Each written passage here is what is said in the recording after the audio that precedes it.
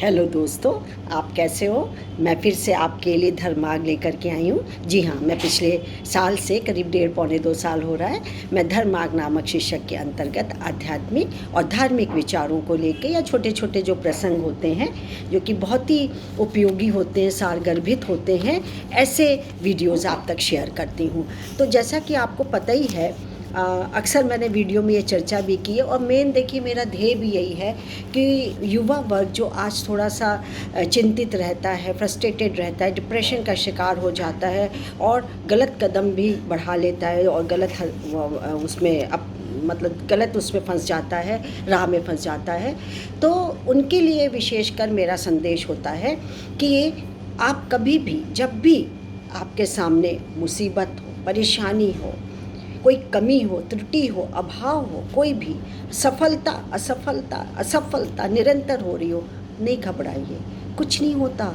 पता है, दूसरे ही पल अच्छा लगता है यदि आपने एक बार सहन कर लिया कि हमको ये नहीं करना है, हमको नहीं सोचना है, गलत काम पे नहीं चलना है, दूसरे पल आपको अच्छा मार्ग अपने आप दिखता है। और तब और दिखता है जब आप धर्म मार्ग को अपनाते हैं। जी हाँ, धर्म मार्ग पे चलने वालों कभी भी हतोत्साह नहीं होते हैं, कभी हताश नहीं होते हैं और निरंतर एक अच्छी राह पकड़ करके अपने जीवन को, अपने परिवार को, अपने समाज को, अपने देश को अच्छा वातावरण देते हैं, अच्छा हेल्दी एंड प्रॉपर वे में रखते हैं। तो क्या हुआ, इतनी सस्ती चीज़ है कि को हम धर्म मार्ग पे चले तो हमारा भला ही भला है, कहीं नुकसान नहीं है। तो चलिए, आज मैंने एक शीर्षक निकाला है, एक विचार निकाला है, प्रेम में ही जीवन है। इसको हम तक लाए हैं मानव सेवा संघ के द्वारा। मानव सेवा संघ में जिसने भी लिखा है, पूरे ही संघ को मेरा नमस्कार और धन्यवाद कि आपकी बात मैं जन जन तक पहुंचाती हूँ। प्रेम का स्वरूप दिव्य, चिन्मय और नित्य है। प्रेम की पवित्र धारा अनंत शक्ति से प्रवाहित होकर अनंत शक्ति में ही विलीन होती है। प्रेम क्षति पूर्ति और निवृत्ति से रहित होता है। प्रेम के अतिरिक्त और कुछ प्राप्त होने योग्य नहीं है। प्रेम की अभिव्यक्ति में ही जीवन की पूर्णता है, संपूर्णता है। जो पूर्ण है उसी में प्रेम प्रवाहित होता है, जो अचाह है उसी में प्रेम ठहरता है। प्रेम प्रेमास्पद का स्वभाव है और प्रेमी का जीवन है। प्रेम रूपी सूर्य के उदय होते ही मोह रूपी अंधकार मिट जाता है। प्रेम अपने से होता है, मोह शरीर से होता है। प्रेम एक से होता है, मोह अनेक से हो जाता है। प्रेमी को अनेक में एक ही मालूम होता है। प्रेम से इच्छाओं की निवृत्ति होती है, मोह से इच्छाओं की उत्पत्ति होती है।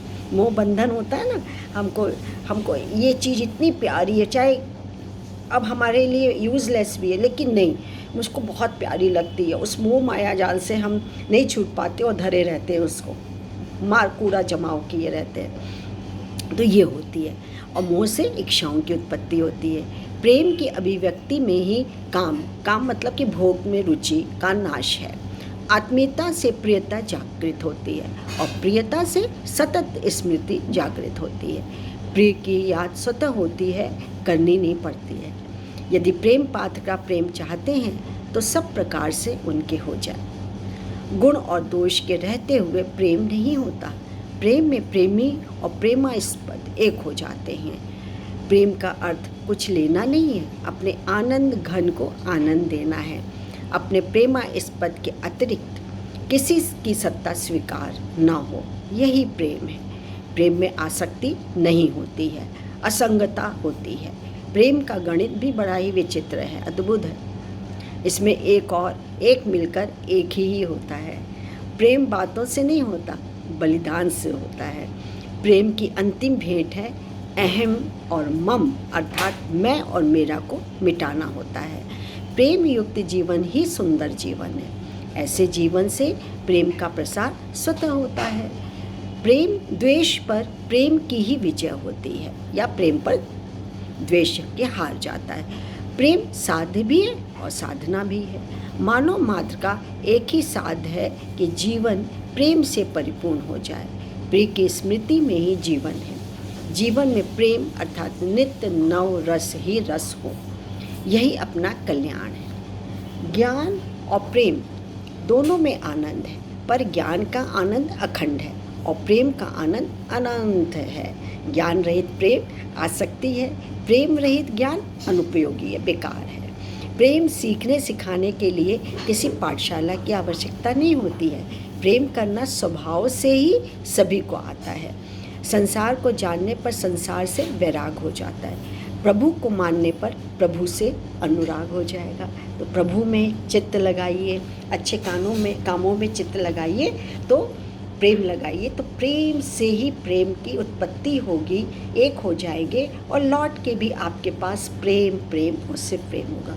मानो मानो नहीं, आप जानवर जीव जंतु से भी प्रेम करते हैं, वो पलट करके हमको प्रेम देते हैं, वो प्रेम को समझते हैं, प्रेम की भाषा समझते हैं, वो बोलते नहीं हैं लेकिन समझते हैं इस चीज़ को।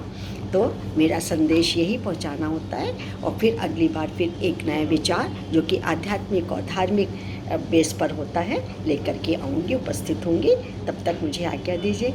नमस्कार, थैंक यू।